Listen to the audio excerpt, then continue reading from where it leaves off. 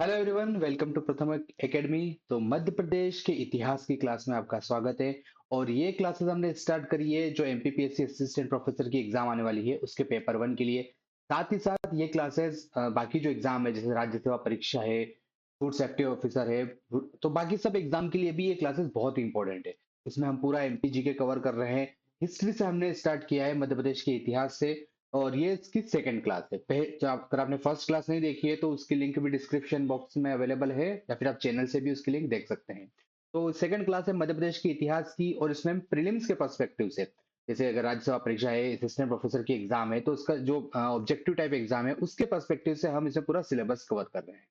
तो चलिए शुरू करते हैं। मेरा नाम है मयंक माहेश्वरी, और अगर आप चैनल पर नए हैं तो चैनल को सब्सक्राइब कर लीजिए। तो पिछली जो क्लास थी उसमें हमने मध्य प्रदेश के इतिहास के बारे में स्टार्ट किया था।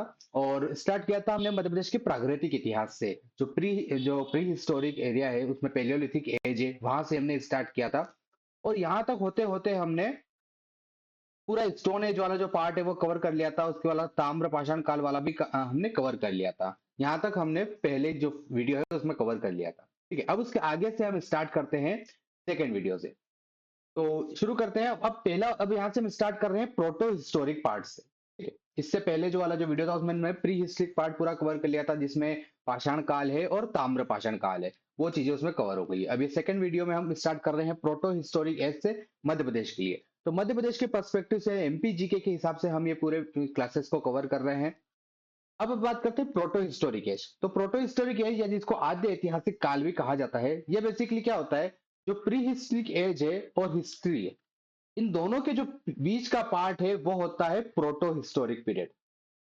प्रोटो हिस्टोरिक पीरियड ऐसा पार्ट है जो प्री हिस्ट्री के और हिस्ट्री के बीच में है। अब प्रोटो हिस्टोरिक पार्ट वो होता है, अगर एमपी के पर्सपेक्टिव से और इंडिया के हिसाब से हम बात करें, तो प्रोटो हिस्टोरिक पार्ट वो है जिसमें राइटिंग का डेवलपमेंट तो हो गया था, मतलब मनुष्य को लिखना आ गया था, लैंग्वेज का डेवलपमेंट हो चुका था।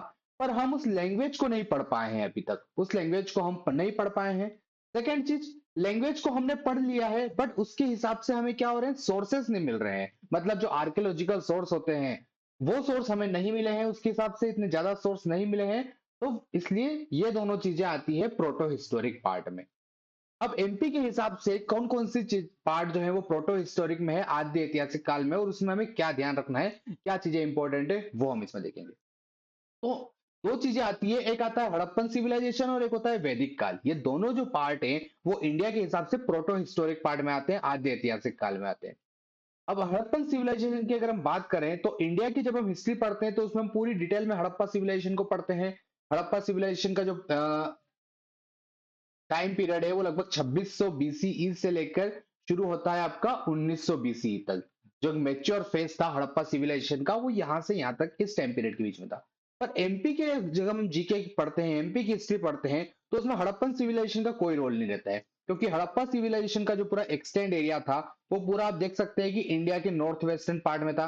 और इंडिया में पंजाब, राजस्थान, गुजरात तक, हरियाणा तक उसका एरिया था। लेकिन मध्य प्रदेश में उसकी कोई भी साइट नहीं मिली है हड़प्पा सिविलाइजेशन की।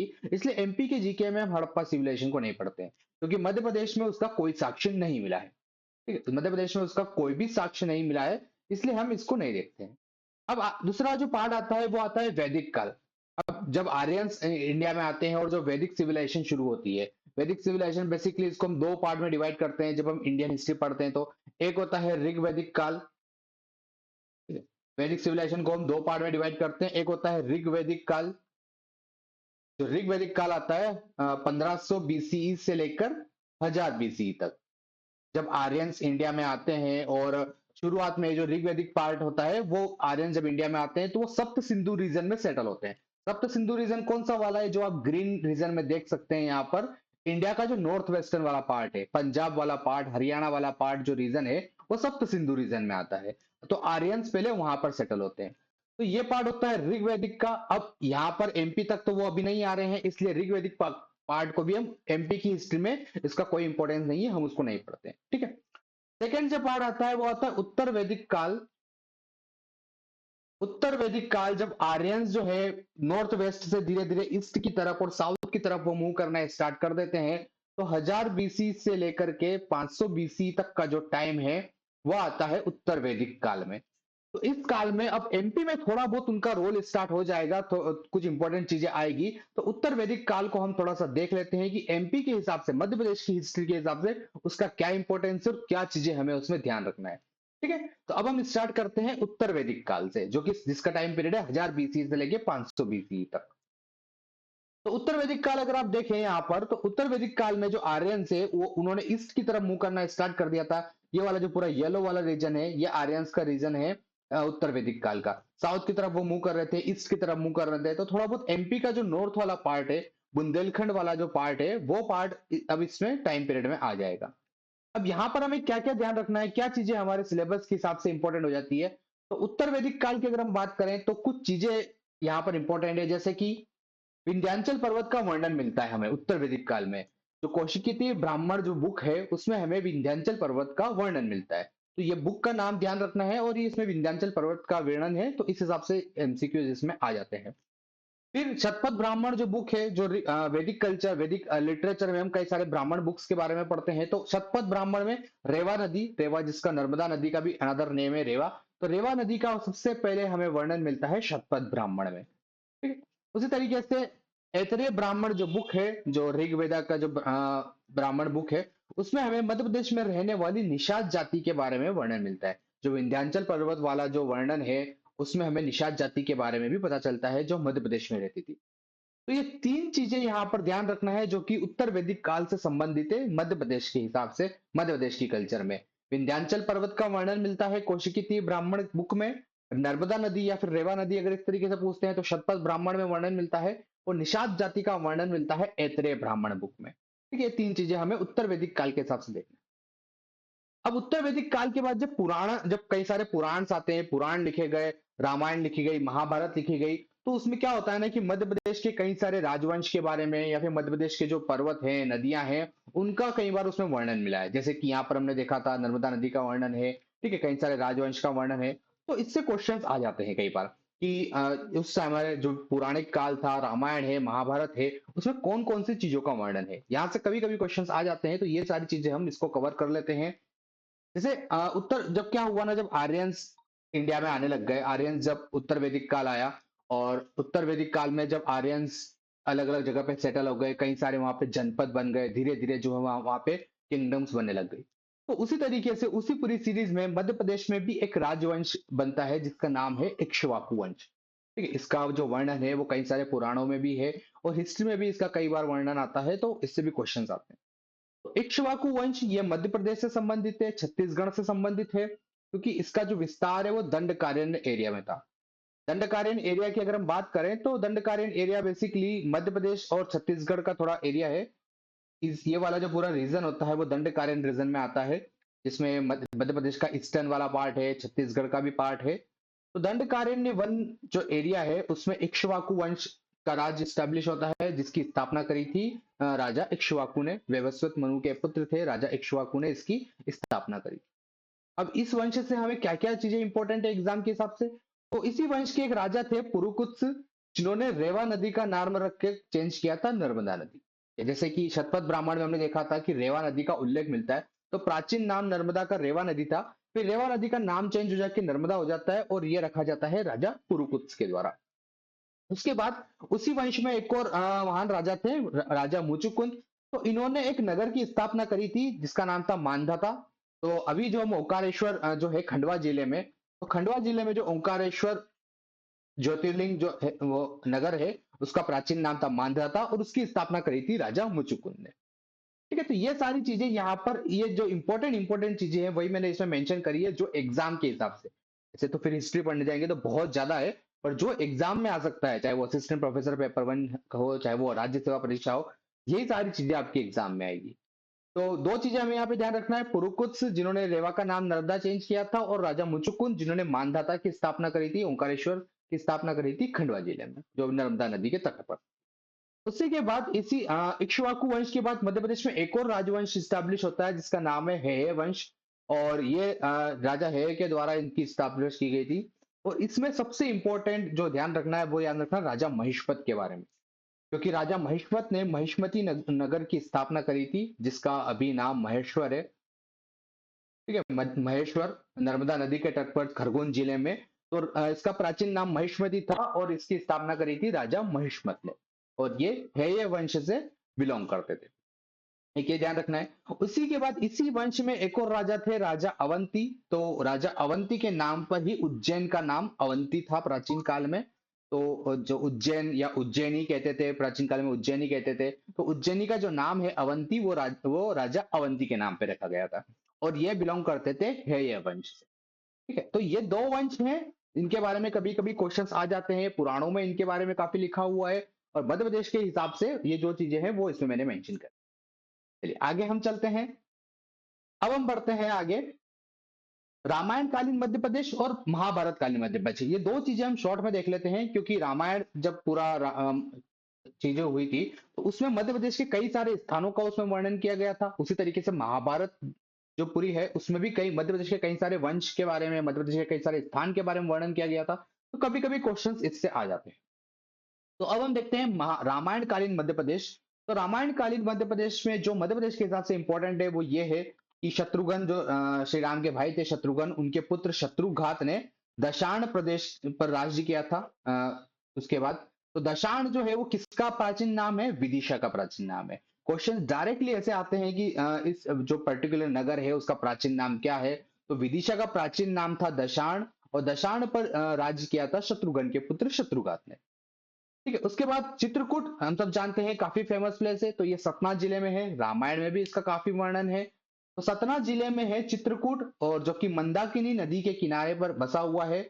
और ये इसलिए फेमस है क्योंकि यहाँ पर जब उनका राम भगवान का जब वनवास हुआ था, जब वो वन में जा रहे थे, तो राम भरत मिलाप जो है यहीं पर हुआ था, चित्रकूट में हुआ था। तो ये सतना सतना जिले में है। यहाँ पर राम भरत मिलाप के लिए फेमस है। अनुसुईया आश्रम भी यहाँ पर है।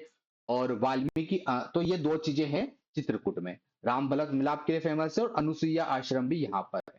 ठीक है, और अभी जो है राम वन पथ गमन बन रहा है मध्य प्रदेश में। राम वन पथ गमन, तो श्री राम भगवान ने जो यात्रा करी थी पूरी, तो उस पथ पे पूरा उसको डेवलपमेंट किया जा रहा है। और ये बन रहा है चित्रकूट से लेकर के अमरकंटक तक। अमरकंटक जो नर्मदा नदी का उद्गम स्थल है, तो चित्रकूट से लेकर अमरकंटक तक पूरा राम वन पथ गमन बन रहा है, जिसमें जो जो उस एरिया में जो जो इंपॉर्टेंट रिलीजियस प्लेस हैं, धार्मिक स्थान है, उन सबका वहां पर एक डेवलपमेंट किया जाएगा। तो ये भी फिल्म्स के हिसाब से बहुत इंपॉर्टेंट है। ठीक है, एक और प्लेस इंपॉर्टेंट है जो कि जिसका रामायण में वर्णन आता है, वो है वाल्मीकि जी का आश्रम। और ये तमसा नदी जो टोंस नदी है उसके किनारे पर वाल्मीकि जी का आश्रम स्थापित था। तो रामायण कालीन मध्य प्रदेश के हिसाब से ये कुछ चीजें इंपॉर्टेंट है, जिसके क्वेश्चंस कभी कभी आ जाते हैं एग्जाम में। तो ये ध्यान रखना है चित्रकूट के बारे में और वाल्मीकि आश्रम के बारे में। अब हम देखते हैं महाभारत कालीन मध्य प्रदेश। महाभारत में भी मध्य प्रदेश के कई सारे राजवंशों का उसमें वर्णन किया गया था, कई सारे स्थानों का वर्णन किया गया था। तो ये नाम डायरेक्टली हमें ध्यान रखना है, और उससे कुछ फैक्चुअल डेटा ही है ये। जैसे महाभारत का जब युद्ध हुआ था तो पांडव और कौरव दो उसमें दल थे। तो पांडवों के कई सारे सहायक थे, मध्य प्रदेश के कई राजाओं ने पांडवों की तरफ से भी युद्ध लड़ा था और कौरवों की तरफ से भी युद्ध लड़ा था। तो ये नाम ध्यान रखना है, क्योंकि कभी कभी ये नाम पूछ लिए जाते हैं। जैसे मत्स्य, चेदी, दशाण, काशी, वत्स, तो ये जो जनपद थे ये पांडवों के सहायक थे, इन्होंने पांडवों की तरफ से युद्ध लड़ा था। उसी तरीके से कौरवों की तरफ से नीम जो कि महिष्मति अभी हमने देखा था, वहां के राजा थे। भोज ये अवंती के राजा थे। विदर्भ और निषाद क्षेत्रों के जो राजा थे, शासक थे, उन्होंने कौरवों की सहायता करी थी, कौरवों की तरफ से युद्ध लड़ा था। तो ये नेम यहाँ पर ध्यान रखना है बस, कि पांडवों के सहायक कौन से राजा थे और कौरवों के सहायक कौन से राजा थे। कभी कभी ऐसे क्वेश्चंस आ जाते हैं। ठीक है, और रामायण में महाभारत में मध्य प्रदेश के कई सारे नगरों का भी उसमें वर्णन मिलता है, जैसे विराटपुरी। विराटपुरी जिसका प्राचीन नाम सुहागपुर का प्राचीन नाम था विराटपुरी, और इस शहडोल जिले में है। तो इसका वर्णन मिलता है। अवंती उज्जैनी का वर्णन मिलता है। महिष्मति प्राचीन नाम था महेश्वर का, तो इसका वर्णन मिलता है। तो ये सारी चीजें हैं जिसका महाभारत में वर्णन मिलता है। तो इससे क्वेश्चंस आ जाते हैं। ऐसे भी क्वेश्चंस आ जाते हैं, या जैसे कि पर्टिकुलर कोई प्लेस है तो उसका प्राचीन नाम क्या था, तो यहाँ से हम उन चीजों को देख सकते हैं। तो रामायण कालीन मध्य प्रदेश और महाभारत कालीन मध्य प्रदेश में ये कुछ चीजें इंपॉर्टेंट है। ऐसे तो बहुत सारी चीजें हैं, पढ़ने जाएंगी तो एक वीडियो उसी का बन जाएगा। बट जहां से क्वेश्चंस आते हैं वही सारी चीजें मैंने इसमें कवर करी। ठीक है। और इसके अलावा आपको कुछ और पढ़ने की जरूरत नहीं है। अगर आप असिस्टेंट प्रोफेसर एग्जाम की तैयारी कर रहे हैं, राज्यसभा परीक्षा की तैयारी कर रहे हैं, एमपी हिस्ट्री के लिए आपको कुछ और पढ़ने की जरूरत नहीं है। आप यहीं से रिवाइज कर सकते हैं, नोट्स आप बना सकते हैं, यहीं से आपके क्वेश्चंस आएंगे। चलिए, आगे हम चलते हैं। तो ये पूरा काल था प्रोटो हिस्ट्री का। ठीक है, अभी तक हमने क्या किया, प्री हिस्ट्री वाला पार्ट हमने कर लिया है, प्रोटो हिस्ट्री वाला पार्ट कर लिया है, जिसमें वैदिक काल और हड़प्पा तो मध्य प्रदेश में है ही नहीं। अब हम स्टार्ट करने वाले हैं जिसको बोलते हैं हिस्टोरिक पीरियड, ऐतिहासिक काल। तो कहते हैं ऐतिहासिक काल क्योंकि अब जो रियल हिस्ट्री है ना वो यहाँ से स्टार्ट होती है। तो कहते हैं हिस्टोरिक पीरियड या फिर ऐतिहासिक काल। ठीक है, ऐतिहासिक काल इसलिए क्योंकि अब यहां से जो सोर्स मिलते हैं लैंग्वेज के, जो रिटन बुक्स मिलती है, उसको हमने डेसिफर भी कर लिया है, उसको पढ़ भी लिया है, हमको उन लैंग्वेज के बारे में भी पता है, और प्रॉपर तरीके से हिस्ट्री यहाँ से मिलना शुरू होती है। आर्कियोलॉजिकल सोर्स भी है, लिटरेरी सोर्स हैं, सारे सोर्सेज यहाँ से मिलते हैं। तो यहाँ से हम अब ऐतिहासिक काल में शुरू होने वाले हैं। मध्य प्रदेश में क्या क्या चीजें उसमें इंपॉर्टेंट है, कई सारे राजवंश के बारे में हम इसमें पढ़ेंगे। तो वैसे तो इसमें पढ़ने के लिए बहुत कुछ है अगर हम इंडिया हिस्ट्री की बात करें, लेकिन हम उन्हीं चीजों पर ध्यान देंगे जो मध्य प्रदेश के हिसाब से इंपॉर्टेंट है और मध्य प्रदेश में उसका क्या रोल है। ठीक है, तो सबसे पहले स्टार्ट करते हैं मध्य प्रदेश में महाजनपद काल से। अब अगर टाइम पीरियड की हम बात करें तो देखो क्या होता है कि 600 BC तक आते आते 600 BC तक आते आते पूरे इंडिया में 16 महाजनपद बन जाते हैं। 16 महाजनपद बन जाते हैं और ये एक तरीके से बड़ी बड़ी किंगडम्स है ना। पहले क्या था, जैसे न्योलिथिक टाइम में छोटे छोटे विलेज थे। फिर जब चालकोलिथिक टाइम आया, ताम्र पाषाण काल आया, उसमें विलेज बड़े बनने लग गए, कुछ नगर भी बन गए। फिर उसके बाद हमने वैदिक काल देखा था, वैदिक काल में और बड़े नगर बनने लग गए। जब महाजनपद काल आया 600 BC तक, तो उस समय तक आते आते कुछ जो नगर थे वो महानगर बन गए, और उन महानगर के साथ साथ वो एक राज्य का रूप भी उन्होंने ले लिया। तो इस तरीके से 600 BC में पूरे इंडिया में 16 महाजनपद बन जाते हैं। और इन 16 महाजनपद के जो नाम है वो एक बुद्धिस्ट बुक है, अंगुतर निकाय। जब आप इंडियन हिस्ट्री पढ़ते हैं तो इसमें बुक का नाम आता है अंगुतर निकाय। उस बुक में 16 महाजनपद के नाम है। उसी तरीके से एक और बुक है भगवती सूत्र, जो कि जैनिज्म से रिलेटेड बुक है। तो भगवती सूत्र में भी 16 महाजनपद के नाम मिलते हैं। तो ऐसे तो कई सारे महाजनपदास हैं, पर 16 को स्टैंडर्ड माना जाता है। ये 16 महाजनपदास थे और इनका नाम मिलता है अंगुतर निकाय बुक।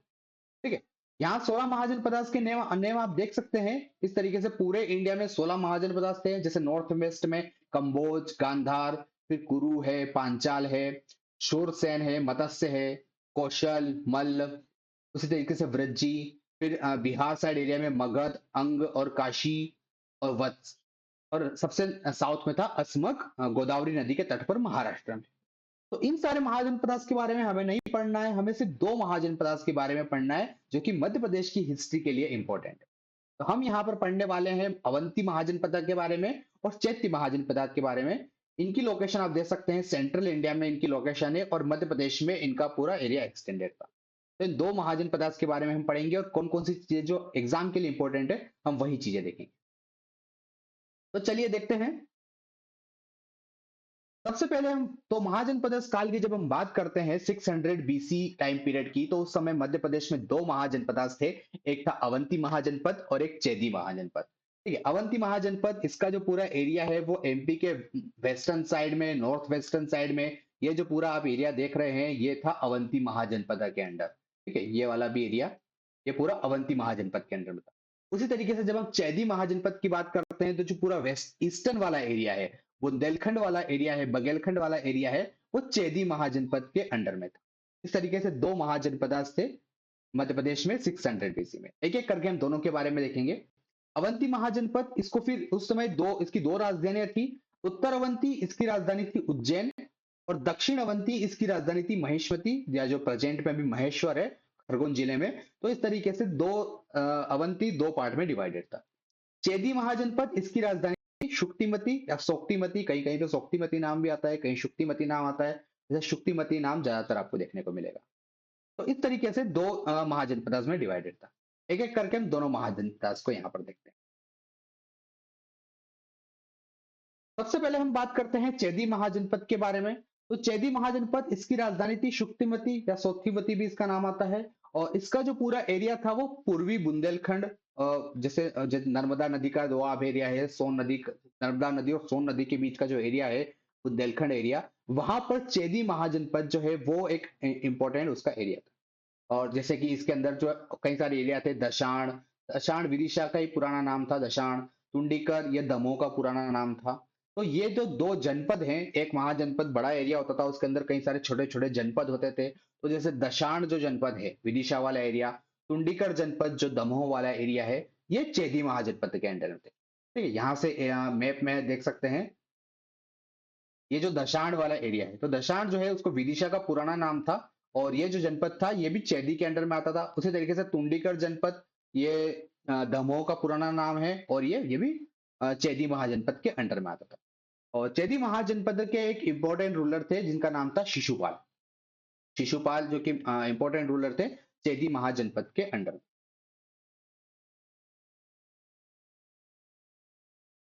ठीक है, तो ये वाली चीज यहां से इंपॉर्टेंट हो जाती है।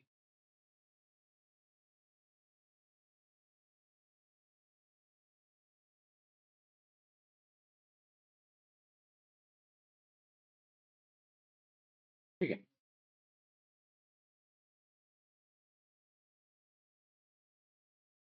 चलिए आगे हम देखते हैं। इसके बाद चेदी महाजनपद के हम इतना ही हमें देखना है यहाँ पर। इंपॉर्टेंट हमने इसकी राजधानी देख ली, जो कि ध्यान रखना है, उसका राज्य विस्तार देख लिया, और कौन उसके अंडर में कौन कौन से जनपद थे ये हमने देख लिया, और शिशुपाल जो कि इंपॉर्टेंट रूलर था चेदी महाजनपद का, इसके बारे में हमें देखना है।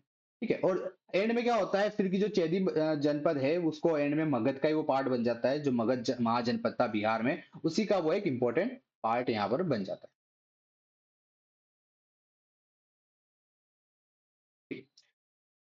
आगे हम बात करते हैं यहाँ पर अगले अवंती महाजनपद से, जहां से मैक्सिमम क्वेश्चंस आते हैं अवंती महाजनपद से। ठीक है, चेदी महाजनपद से जहां जहां से क्वेश्चंस आते हैं वो चीजें मैंने इसमें इंक्लूड कर दी है। अब हम बात करते हैं अवंती महाजनपद के बारे में। तो अवंती महाजनपद का जो पूरा एरिया था, वो यहाँ देख सकते हैं कि जो पूरा इंडिया का मालवा वाला एरिया है, कि मालवा वाला एरिया है, वेस्टर्न वाला एरिया, नॉर्थ वेस्टर्न वाला एरिया, ये पूरा एरिया जो है वो अवंती महाजनपद के अंडर में था। उसकी दो राजधानियां थी, उत्तर अवंती की और दक्षिण अवंती की। तो ये चीजें यहाँ से हमको ध्यान रखना है। अवंती महाजनपद, इसके अंदर में कई सारे और जनपद थे, जैसे कि वत्स, ग्वालियर वाला जो रीजन था उसको वत्स रीजन कहते थे। ठीक है, उसके बाद अनूप, निमाड़ जो रीजन है उसका प्राचीन नाम अनूप था, शिवपुरी उसका प्राचीन नाम अनलपुर था। तो ये जो जनपद थे ये अवंती महाजनपद के अंडर में थे। वत्स, अनूप, अनलपुर, ये सारे अवंती महाजनपद के अंदर।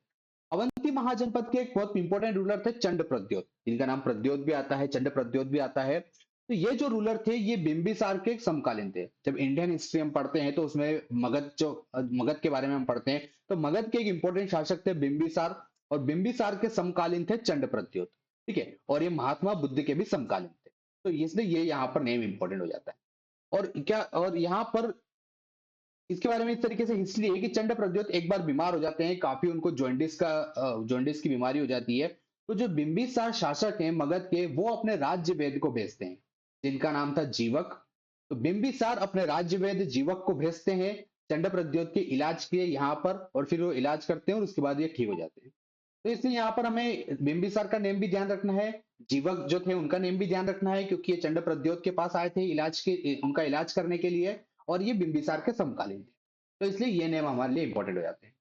उसके बाद देखते हैं क्या क्या इंपॉर्टेंट है। तो जो चंड प्रदेश शासक थे वो हाथी को पालने में भी, हाथी कला के में भी बहुत प्रसिद्ध थे, बहुत विशेषज्ञ थे। ठीक है, और इनके उत्तराधिकारी थे गोपालक, पालक, आर्यक। इनके बारे में इतना कुछ ज्यादा हिस्ट्री में इंपॉर्टेंट नहीं है। और फिर एंड में क्या होता है, जब मगध में जब नागवंशी शासक शिशुनाग का रूल होता है, तो शिशुनाग के टाइम पे अवंती को फिर मगध में मिला लिया जाता है। अवंती फिर मगध का ही पार्ट एक बन जाता है। और फिर जब हम मौर्य हिस्ट्री अभी पढ़ेंगे तो उसमें अवंती, पूरा मालवा, ये पूरा मगध में ही आपको दिखेगा। तो इस तरीके से यहाँ पर महाजनपद काल में जो चीजें इंपॉर्टेंट है वो चीजें मैंने यहाँ पर मेंशन कर दी है। दो महाजनपद के बारे में हमें यहाँ पर पढ़ना है, और दो महाजनपद यहाँ पर ये दोनों इंपॉर्टेंट हो जाए। आगे हम देखते हैं, अब स्टार्ट होने वाला है मौर्य वंश। मौर्य वंश के बारे में हम देखते हैं कि क्या क्या मध्य प्रदेश के हिसाब से मौर्य वंश में इंपॉर्टेंट चीजें हैं। तो मौर्य वंश, अगर जब हम इंडियन हिस्ट्री की बात करते हैं तो मौर्य वंश उसमें काफी इंपॉर्टेंट पार्ट है। जैसे कि मौर्य वंश के संस्थापक थे श्री चंद्रगुप्त मौर्य। चंद्रगुप्त मौर्य ने मौर्य वंश की स्थापना करी थी। पर यहाँ पर एमपी हिस्ट्री के हिसाब से जो जो इंपॉर्टेंट चीजें हम उसी को सिर्फ देखेंगे। तो चंद्रगुप्त मौर्य जो मौर्य वंश के संस्थापक थे, इनके बारे में अगर एमपी हिस्ट्री में देखेंगे तो इतना कुछ इसमें इंपॉर्टेंट नहीं है। चंद्रगुप्त के मौर्य के बाद बनते हैं बिंबिसार, ये शासक बनते हैं। और इनके समय में अशोक अशोक जो है वो बिंबिसार के समय में ही अवंती के और मालवा के राज्यपाल की तरह पे यहाँ पर वर्क करते हैं। तो बिंबिसार के बारे में इतना कुछ मध्य प्रदेश की हिस्ट्री में इतना इंपॉर्टेंट नहीं है। डायरेक्टली हम आ जाते हैं अशोक पर, क्योंकि अशोक से राजा अशोक से बहुत ज्यादा इंपॉर्टेंट है मध्य प्रदेश की हिस्ट्री। और यहाँ पर मध्य प्रदेश के मौर्य वंश में क्या क्या इंपॉर्टेंट चीजें हैं वो हम देख लेते हैं। तो अशोक ये जो कि मौर्य वंश के एक इंपॉर्टेंट शासक थे।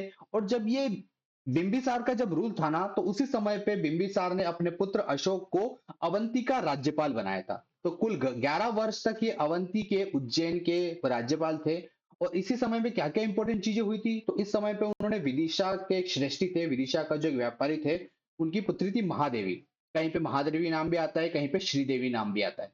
तो महादेवी या श्रीदेवी से इन्होंने विवाह किया था। तो ये विदिशा की श्रेष्ठी की पुत्री थी, ये इंपॉर्टेंट है। उसके बाद इन्होंने उज्जैन में अशोक ने उज्जैन में स्तूप का निर्माण करवाया था, जिसका नाम है वैश्य टेकरी, जिसके कुछ अवशेष अभी भी बचे हुए हैं। तो वैश्य टेकरी एक स्तूप था जिसका निर्माण कराया था अशोक ने। कहां पर कराया था? उज्जैन में कराया था। तो ये दो तीन चीजें जो है वो इंपॉर्टेंट है मध्य प्रदेश के इतिहास से। ठीक है, आगे हम देखते हैं। तो हम डिस्कस कर रहे थे मौर्यकालीन अभिलेख के बारे में। तो सबसे इंपॉर्टेंट जहां से क्वेश्चंस आते हैं वो अभिलेख, मौर्यकालीन कौन कौन से अभिलेख थे जो मध्य प्रदेश में मिलते हैं, कौन कौन से स्तूप है जो कि मध्य प्रदेश में मिलते हैं। तो यहाँ से सबसे ज्यादा क्वेश्चंस आते हैं। पॉलिटिकल हिस्ट्री, अगर मौर्य काल की पॉलिटिकल हिस्ट्री की जब हम बात करते हैं तो उससे ज्यादा क्वेश्चंस नहीं आते हैं, क्योंकि मध्य प्रदेश में उनका इतना कोई इंपॉर्टेंट रोल नहीं था। अशोक के जो बारे में जो इंपॉर्टेंट चीजें हैं वो हमने यहाँ पर देख लिया। अब हम बात करते हैं यहाँ पर अभिलेख के बारे में। तो अभिलेख, कई सारे अभिलेख, अशोक ने कई सारे अभिलेख बनवाए थे। जो सम्राट अशोक थे उन्हें पूरे इंडिया में उनके कई सारे जो पिलर अभिलेख हैं, पिलर इंस्क्रिप्शन है, रॉक इंस्क्रिप्शन है, शिलालेख है, ऐसे कई सारे मिलते हैं। मध्य प्रदेश में भी उनके कई सारे इंस्क्रिप्शन मिलते हैं, कई सारे अभिलेख हैं। तो उनके बारे में हम यहाँ देख लेते हैं और क्या क्या चीजें उसमें आपको ध्यान रखना है। सबसे पहले जो सबसे ज्यादा इंपॉर्टेंट है वो है गुर्जरा अभिलेख। ठीक है, गुर्जरा अभिलेख सबसे ज्यादा इंपॉर्टेंट है। और ये गुर्जरा अभिलेख जो है ये दतिया जिले में है। दतिया जिले में ये अभिलेख है, और इसलिए ये इंपॉर्टेंट है क्योंकि इसमें अशोक का जो नाम है वो अशोक मिलता है। ठीक है, अब अशोक का नाम अशोक मिलता है ऐसा इसलिए क्योंकि अशोक के जो बाकी सारे अभिलेख थे उसमें अशोक का नाम अशोक नहीं मिलता है। या तो उसमें देव नाम प्रिय नाम लिखा हुआ है, ठीक है, या तो देव नाम प्रिय इस तरीके से उसमें नाम लिखा हुआ है। लेकिन सिर्फ 4 जगह ऐसे इंस्क्रिप्शन है जिसमें अशोक का नाम अशोक मिलता है। 3 उसमें से कर्नाटक में है और एक उसमें से मध्य प्रदेश में जो है गुर्जरा अभिलेख। तो इसलिए ये वाला जो अभिलेख है वो इंपॉर्टेंट हो जाता है। गुर्जरा अभिलेख ये दतिया में है, इसमें अशोक का नाम अशोक मिलता है। ठीक। उसके बाद अगला जो अभिलेख है वो है पानगुराड़े अभिलेख, यह सीहोर में। जिले का नाम यहाँ बहुत इंपॉर्टेंट है कि कौन सा अभिलेख कहाँ सिचुएटेड है, क्वेश्चन यहाँ से डायरेक्टली आते हैं। पानगुराड़े अभिलेख सीहोर में है। और कसरावत का जो अभिलेख है ये खरगोन जिले में है। उसके बाद रूपनाथ अभिलेख जो है वो कटनी जिले में है। और यहाँ से हमें जो मौर्य प्रशासन की जानकारी मिलती है इस अभिलेख से। ठीक है, ये वाला जो अभिलेख देख रहे हैं ये गुर्जरा अभिलेख का फोटो है, ये शिलालेख है। उसके बाद सारोमारो अभिलेख ये शहडोल जिले में है। और सांची अभिलेख जो है वो रायसेन जिले में है, जिसमें सांची का नाम काकनाबोध लिखा हुआ है। तो काकनाबोध जो है वो सांची का प्राचीन नाम था और ये अभिलेख में भी लिखा हुआ है। तो इस तरीके से ये मौर्यकालीन अभिलेख है जो कि बहुत महत्वपूर्ण है। और इन अभिलेख में जो जो चीजें इंपॉर्टेंट है वो मैंने यहाँ पर मेंशन कर दी है। ये सारे अभिलेख बहुत ज्यादा इंपॉर्टेंट है, क्वेश्चन इससे डायरेक्टली आते हैं। ठीक है, ये इसमें चीजें देखते हैं। अब हम बात करते हैं स्तूप के बारे में। तो स्तूप सम्राट अशोक ने कई सारे स्तूप बनाए थे। और ऐसा माना जाता है कि 84,000 के आसपास उन्होंने पूरे इंडिया में स्तूप बनाए थे। ठीक है, अब मध्य प्रदेश में कौन कौन से स्तूप इंपॉर्टेंट है? तो स्तूप बेसिकली क्या होता है, अगर अगर आपने इंडियन हिस्ट्री पढ़ी है तो स्तूप बेसिकली क्या होता है कि जो अवशेष है जहाँ पे महात्मा बुद्ध या फिर उनके अनुयायी जो थे उनके अवशेष रखे जाते हैं, या फिर उनके द्वारा जो चीजें यूज की जाती थी वो चीजें रखी जाती है, और उसके ऊपर इस तरीके से स्ट्रक्चर बनाया जाता था। ये स्ट्रक्चर आप देख रहे हैं, सांची स्तूप का फोटो है। इस तरीके से जो स्ट्रक्चर बनाया जाता था उसको स्तूप कहते हैं। बुद्धिज्म में बहुत फेमस प्लेस होता है, पिलग्रिमेज प्लेस होता है। इसके आसपास जो है पीपल प्रदक्षिणा करते हैं, प्रदक्षिणा पात होता है। तो इस तरीके से कई सारे स्तूप सम्राट अशोक ने भी बनवाए थे। सबसे जो इंपॉर्टेंट स्तूप है वो है सांची का स्तूप। सांची स्तूप सिचुएटेड है रायसेन जिले में, और ये इसकी खोज करी थी 1818 में जनरल टेलर के द्वारा। जनरल टेलर के द्वारा इसकी खोज की गई थी। तो ये इस तरीके से ये क्वेश्चन भी आता है, सांची स्तूप की खोज किसने की थी? जनरल टेलर ने इसकी खोज की थी। भारत का सबसे बड़ा स्तूप है ये, और इसका जो निर्माण हुआ था, ये जो फोटो आप देख सकते हैं, इसका जो निर्माण हुआ था सम्राट अशोक ने इसका निर्माण किया था ओरिजिनली। बट बाद में शुंग काल में इसका फिर से पुनर्निर्माण किया गया। ये जो गेट देख रहे हैं, ये इसको कहते हैं तोरण द्वार। ये जो गेट दिख रहा है इसको कहते हैं तोरण द्वार। ये गेट बाद में बना था शुंग काल में। ये जो ये जो देख रहे हैं बाउंड्री वॉल जो होती है, बाउंड्री वॉल को कहते हैं वेदिका। वेदिका का निर्माण भी बाद में किया गया था। तो इस तरीके से बाद में फिर उसका पुनर्निर्माण हुआ, कई सारे उसमें स्ट्रक्चर जोड़े गए। पर ओरिजिनली जो सांची का स्तूप है वो सम्राट अशोक के द्वारा बनाया गया था। ईंट से पूरा स्तूप बनाया गया था। शुंग काल में फिर इसमें कई सारे बाद में डेवलपमेंट हुए थे। ठीक है, और ये इसलिए इंपॉर्टेंट भी है क्योंकि 1990 में यूनेस्को ने जो वर्ल्ड हेरिटेज साइट है, वर्ल्ड विश्व धरोहर सूची है, उसमें सांची के स्तूप को इंक्लूड किया था। ठीक है, तो ये चीज इसमें इंपॉर्टेंट है। ये सांची के स्तूप के बारे में जो जो चीजें इंपॉर्टेंट है वो मैंने इसमें मेंशन कर। आगे देखते हैं हम, आगे बढ़ते हैं। अगला स्तूप है भारत का स्तूप। ये सतना जिले में है, और इसकी खोज करी थी 1873 में अलेक्जेंडर कनिंगम ने इसकी खोज करी थी। तो ये नेम यहाँ पर ध्यान रखना है, अलेक्जेंडर कनिंगम ने 1873 में भारत के स्तूप की खोज की थी। तो भारत का स्तूप ये भी सम्राट अशोक के द्वारा बनाया गया था। बाद में शुंग काल में इसमें और निर्माण भी हुआ। आज अगर हम देखें तो ओरिजिनली भारतीय स्तूप के जो एरिया है मतलब जो रेलिक्स है, जो अवशेष है, वो नहीं मिलते हैं, उसकी ओरिजिनल जगह पर नहीं है। उसका सिर्फ एक गेट, ये जो फोटो आप देख रहे हैं, ये भारत स्तूप का ही गेट है, जो कि कलकत्ता म्यूजियम में भी रखा हुआ है। बाकी ओरिजिनली जहाँ पे भारत स्तूप था वहां पे उसका कोई भी अवशेष नहीं बचा है। ठीक है, फिर एक बौद्ध महास्तूप उज्जैन में है, जिसको वैश्य टेकरी भी कहते हैं। इसके बारे में अभी हमने देखा था, इसका निर्माण भी अशोक के द्वारा किया गया। तो इस तरीके से 3 स्तूप हैं जो जिनके बारे में ध्यान रखना है। अच्छा, तो कई सारे स्तूप और भी हैं जो सम्राट अशोक के द्वारा बनाए गए थे। जैसे तुमेन का स्तूप, ये आप देख सकते हैं, यहाँ पर अशोकनगर जिले में है तुमेन का स्तूप। उसके बाद कसरावत का स्तूप, ये खरगोन जिले में है। यहाँ से अशोक का जो है इंस्क्रिप्शन भी मिलता है, अभिलेख भी मिलता है। देऊर कोठार का स्तूप, ये रीवा जिले में है। ठीक है, मैप में देख सकते हैं। पान गुराणिया का स्तूप, ये सीहोर जिले में है। उसी तरीके से सतधारा, सोनारी और अंधेर का स्तूप, ये 3 स्तूप है एक साथ रायसेन जिले में। तो ये तीनों नेम बहुत महत्वपूर्ण है, सतधारा का स्तूप, सोनारी का स्तूप और अंधेर का स्तूप। उसमें से सोनारी का स्तूप बहुत महत्वपूर्ण है क्योंकि ये जो स्तूप है ये महात्मा बुद्ध के दांत के अवशेष के ऊपर बना हुआ है। जो उनके दांत थे उनके अवशेष के ऊपर सोनारी का स्तूप बनाया गया है, और ये रायसेन जिले में। तो इस तरीके से रायसेन जिले में 4 स्तूप हो जाते हैं, एक सतधारा, सोनारी, अंधेर और एक सांची का स्तूप भी है। तो ये 4 स्तूप रायसेन जिले में है। तुमेन, उसके अलावा जो बाकी स्तूप है वो मैंने यहाँ पे मेंशन कर दिए। तुमेन का स्तूप अशोकनगर में है, कसरावत का स्तूप है, देऊर कोठार का स्तूप रीवा में है, पान गुराड़िया का स्तूप सीहोर में है। ठीक है, तो ये और एक काली तलाई का जो स्तूप अभिलेख है वो जबलपुर में है। तो ये सारे स्तूप है और ये सारे अभिलेख है जहां से मैक्सिमम क्वेश्चंस आते हैं, इनके जगह से और ये क्यों इंपॉर्टेंट है। ठीक है, तो ये आपको ध्यान रखना है। ये अगर आप नोट्स बना रहे हैं तो उसमें आप जरूर मेंशन कर लीजिए। तो यहां तक हमने मौर्य काल तक की जो हिस्ट्री है मध्य प्रदेश की वो हमने कवर कर ली है। जो जो इंपॉर्टेंट चीजें हैं, इसके बाद नेक्स्ट वाली क्लास में हम शुंग काल से लेके गुप्त काल तक की जो हिस्ट्री है हम अगले वीडियो में उसमें कवर कर लेंगे। ठीक है, तो थैंक यू। और अगर आपने चैनल को सब्सक्राइब नहीं किया है तो आप चैनल को सब्सक्राइब कर लीजिए। इसी तरीके से आपको इसमें डेली और रेगुलर क्लासेस में मिलती रहेगी। धन्यवाद।